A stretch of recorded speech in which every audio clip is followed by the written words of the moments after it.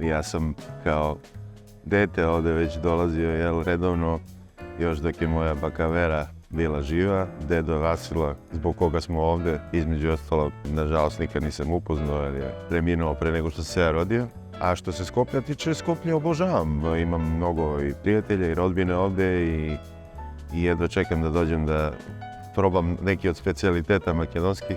I ne samo ja, nego i moja žena i moje dete i moji prijatelji i moj bend. I uopšte, zaista volim energiju i gostoprimstvo ovog grada. Debar Mala je onako nekako odmah se postavlja kao mjesto gdje se uglavnom nešto muvamo i sedimo i klopamo i družimo. Ali Kisela voda recimo je mjesto gdje su živjeli baka Vera i deda Vasil, tako znam da i tamo imam konekciju sa tim delom grada kad odem.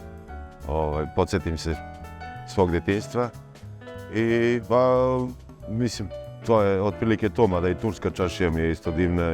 Ja sam jedno jugoslovensko dete što se govori ovo što sad pričam srpski, a ne makedonski, što jeste jedan minus, moram da priznam, ali na vreme nisam naučio i onda me sam sramota da lupam gluposti na makedonskom, sve razbiram, a ne zborovam.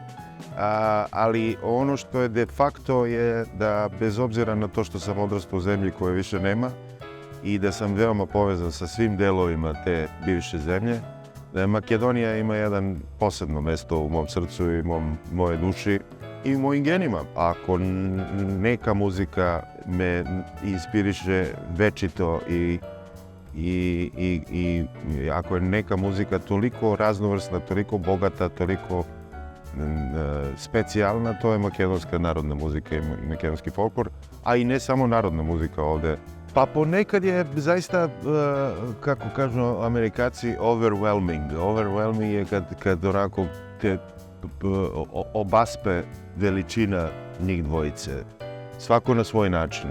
Evo, večeras kažem smo ovdje zbog Vasila, koji je nenormalno mnogo rada za sobom ostavio za jedan kratak u suštini život. Ono što ostaje su kažu, između 8.000 do 10.000 zapisa pesama koje moramo da ponovo otkrijemo.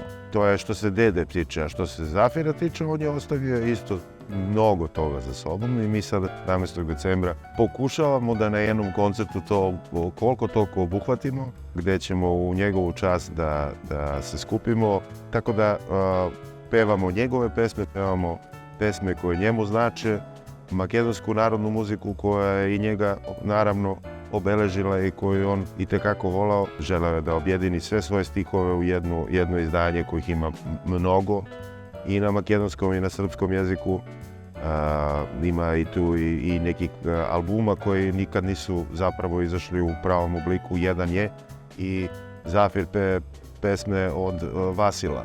Znači šta je Vasil zapisao, to je on otpevao, 80-ih je to snimano, izašlo je u nekim kompilacijama tu i tamo.